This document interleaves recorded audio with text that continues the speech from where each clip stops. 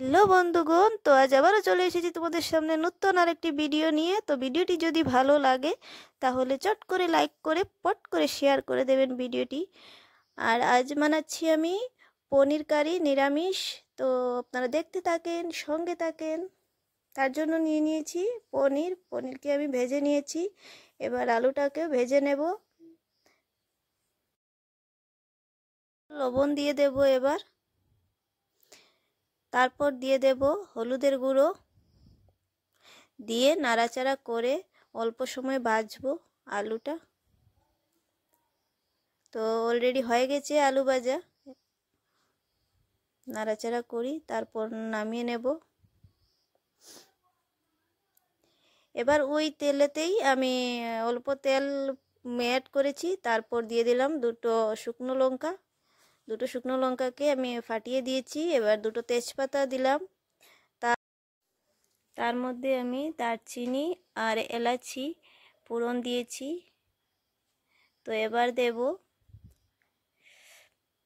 পাঁচফোড়ন। যেহেতু এটা নিরামিষ তার জন্য আমি পাঁচফোড়ন ব্যবহার করছি। পাঁচফোড়ন দিয়ে দেব। তো তার মধ্যে আমি আদাটাও ফোড়নের সময় দিয়ে দিলাম, কারণ আদাটা দিলে সেন্টটা একটু ভালো হবে। যেহেতু নিরামিষ তাই আদাটা দিলাম। কুচানো আদা দিয়েছি আর টমেটো কুচি কেটে রেখেছিলাম টমেটো। তো এদিকে মশলাটা রেডি করে নিচ্ছি। হলুদের গুঁড়ো, জিরে গুঁড়ো আর লঙ্কা গুঁড়ো, এটা আমি জল দিয়ে মিক্সড করে নেব। তারপর দিয়ে দেব।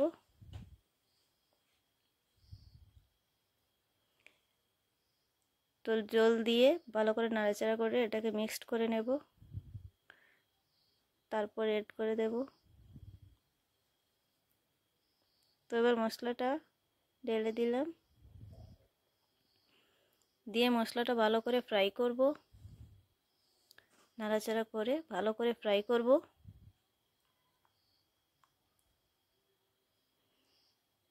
যেহেতু এটা নিরামিষ হচ্ছে তাই তার জন্য আমি পেঁয়াজ রসুন ব্যবহার করি না। আপনারা চাইলে পেঁয়াজ রসুনও ব্যবহার করতে পারেন। আর ভিডিওটি যারা ইউটিউব থেকে দেখছেন ইউটিউব চ্যানেলটিকে সাবস্ক্রাইব করে নেবেন। আর ভিডিওটি যদি ভালো লাগে তাহলে লাইক কমেন্ট শেয়ার করবেন। আর যারা ফেসবুক থেকে দেখছেন তাদেরকে বলছি ফেসবুক পেজটি ফলো করে দেবেন। তো এবার দিয়ে দেব ভেজে রাখা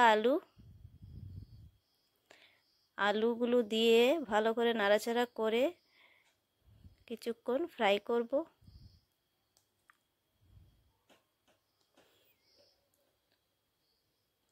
দেখতে খুব সুন্দর লাগছে, খেতেও কিন্তু দারুণ হবে। কিছুক্ষণ ফ্রাই করব, তারপর দিয়ে দেব জল। জলটা আমি গরম জল ব্যবহার করব। এবার দিয়ে দেব জল। এইভাবে একবার ঘরে ট্রাই করে দেখবেন, নিরামিষ পনির কারিটা খুবই স্বাদ হয়, একদম কম সময়ের মধ্যে হয়ে যায়।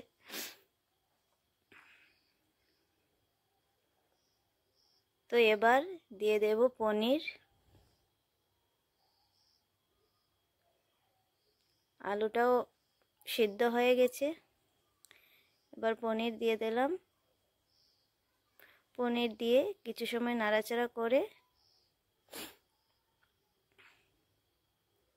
রেখে দিলাম কিছু সময়।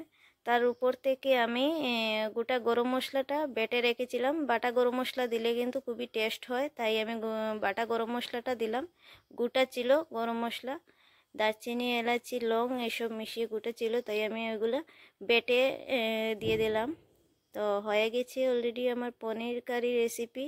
তো আপনাদের যদি এই রেসিপিটি ভালো লাগে তাহলে ভিডিওটি লাইক করবেন আর শেয়ার করবেন, কমেন্ট করে জানাবেন কীরকম লাগলো। তো এবার সার্ভ করে নেব। দেখতে খুব দারুণ হয়েছে, খেতেও কিন্তু খুব দারুণ হলো। তো ভিডিওটি যে যেখান থেকে দেখছো প্লিজ একটা কমেন্ট করবেন, করে জানাবেন ভিডিওটি কীরকম লাগলো আর রেসিপিটাও কীরকম হয়েছে। তো ভিডিওটি যদি ভালো লাগে তাহলে লাইক কমেন্ট শেয়ার করতে ভুলবেন না। আমি এটা ভাতের সঙ্গে খাবো, আর আপনারা চাইলে রুটির সঙ্গেও খেতে পারেন। ডিনারের সময় বা লাঞ্চের সময় সেটা রুটির সঙ্গেও খেতে পারেন। তো ভিডিওটি যদি ভালো লাগে তাহলে লাইক কমেন্ট শেয়ার করে দেবেন, আর চ্যানেলে নতুন হয়ে থাকলে চ্যানেলটি সাবস্ক্রাইব করে নেবেন। তো আবারও দেখা হবে নেক্সট আরেকটি ভিডিও।